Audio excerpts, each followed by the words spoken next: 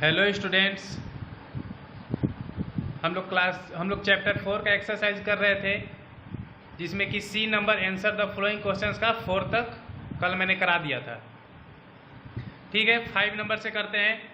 5 number question है, give any 2 examples to prove that Vedic civilization was quite advanced. 2 उदाहरण देता है जिससे ये प्रूव होता है कि वैदिक सिविलाइजेशन एडवांस था। ठीक है, इसका आंसर देखिए, the 2 examples to prove that Vedic civilization was quite advanced are following. निम्नलिखित है एग्जाम्पल। पहला है, the people of Vedic civilization know the use of iron. वो लोग लोहे का उपयोग जानते थे। They use it for making stronger tools and weapons, और उससे वो लोग मजबूत हथियार और औजार बनाते थे। और सेकेंड है, astronomy was the favourite subject of that time. Astronomy यानी खगोल विज्ञान उस समय का फेवरेट सब्जेक्ट होता था। They knew about the movement of the earth on it's on axis, और वो उस समय उस पीरियड में भी जानते थे कि जो पृथ्वी है अपने एक्सिस पे घूम रही है। ठीक है, इन 2 बातों से हमें पता चलता है कि जो उस समय के लोग थे वो एडवांस थे। नेक्स्ट क्वेश्चन देखते हैं, 6 number, explain the varna system. What change did it undergo during later Vedic period. यानी वर्ण सिस्टम के बारे में एक्सप्लेन करना है कि ये क्या था और लेटर वैदिक पीरियड में इसमें क्या बदलाव हुए। आंसर देखते हैं, the society was divided into 4 वर्नास। जो समाज था वो 4 भाग में बटा हुआ था। वर्ण में होता है कास्ट, जाति, नेमली, और ये 4 वर्ण का नाम था ब्राह्मण्स, क्षत्रिय, वैश्यास एंड शूद्रास। ब्राह्मण looked after the religious matter and Kshatriya protected the people from internal and external harms. जो ब्राह्मण्स होते थे वो धार्मिक कार्यों को देखते थे, रिलीजियस मैटर को, और जो क्षत्रिय होते थे वो लोगों की रक्षा करते थे आंतरिक और बाहरी नुकसान से, आक्रमण से। The Vaishyas were the cultivators and craftsman, और जो वैश्य वर्ण के लोग थे वो कल्टिवेटर्स यानी खेती करते थे, एंड क्राफ्ट्समैन, और कोई सामान बनाते थे। The Shudras were the labourers, और शूद्रास जो थे वो लेबरर्स मजदूर होते थे। Who serve the above 3 classes, जो ऊपर 3 क्लासेस है, ब्राह्मण, क्षत्रिय, वैश्यास, उनकी वो ये करते थे, उनकी सेवा करते थे। ठीक है, the people of different varnas had the freedom to intermingle, marry और चेंज देयर ऑक्यूपेशंस। और अलग अलग वर्ण के जो लोग थे उनको आज़ादी थी पहले कि वो इंटरमिंगल, मैरी और चेंज देयर ऑक्यूपेशन, कि वो आपस में शादी कर सके या फिर अपने व्यवसाय को जो ऑक्यूपेशन था उनको चेंज कर सके। But in the later Vedic period the varna system became hereditary and very rigid. लेकिन लेटर वैदिक पीरियड में क्या हुआ, जो वर्ण सिस्टम था वो हेरिडेटरी हो गया। पहले भी मैंने बताया है कि वंश के आधार पर हो गया, यानी जो ब्राह्मण का संतान होता था वो ब्राह्मण कहलाता था, क्षत्रिय का बेटा क्षत्रिय कहलाता था, वैसे।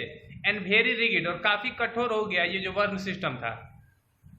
No one can change the occupations of the varna, और लेटर वैदिक पीरियड में कोई भी वर्ण अपना ऑक्यूपेशन नहीं चेंज कर सकता था। ब्राह्मण जो थे वो ब्राह्मण ही थे, जो शूद्रास थे उनको लेबरिंग ही, मतलब मजदूरी ही करना पड़ता था। ठीक है, इसे पॉज कर आप नोट बना लेंगे। इसका फेयर तो आप लोग बना ही रहे हैं, उसमें ये नोट कर लेंगे। नेक्स्ट क्वेश्चन देखते हैं, 7 number, what was the political condition of the country under Aryans. राजनीतिक स्थिति कैसी थी आर्यंस के अंडर में। आंसर देखते हैं, the country under Aryans neither had capital, cities, palaces और armies, nor they collected taxes. जो आर्यन के समय था, देश का ना ही राजधानी होता था, ना ही कोई शहर होते थे, ना ही उनके महल होते थे, और ना ही सेनाएं होती थी। नॉर दे कलेक्टेड टैक्सेस, और ना ही उस समय लोगों को टैक्स देना पड़ता था। Kingship was not hereditary basis, और जो किंगशिप था वो हेरिडेटरी नहीं था, यानी कि वो वंश के आधार पर नहीं था। ये नहीं था कि राजा का बेटा ही राजा बनेगा। King of a small kingdom called a raja, और जो छोटे साम्राज्य के किंग होते थे वो राजा कहलाते थे। अ सम्राट और maharaja controlled a large kingdom known as a rashtra, और जो सम्राट और महाराजा थे वो एक बड़े साम्राज्य को कंट्रोल करते थे, बड़े साम्राज्य पे राज्य करते थे, जिसे राष्ट्र के नाम से जाना जाता था।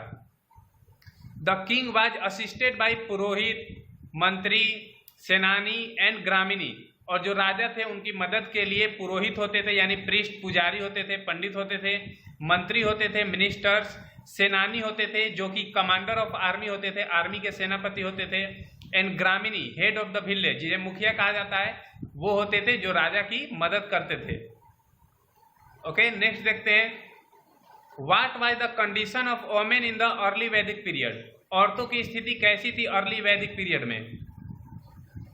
इसका आंसर देखते हैं, इन द अर्ली वैदिक period women where held in great respect. Early वैदिक पीरियड में औरतों को काफी सम्मान दिया जाता था, उन्हें इज्जत के साथ रखा जाता था।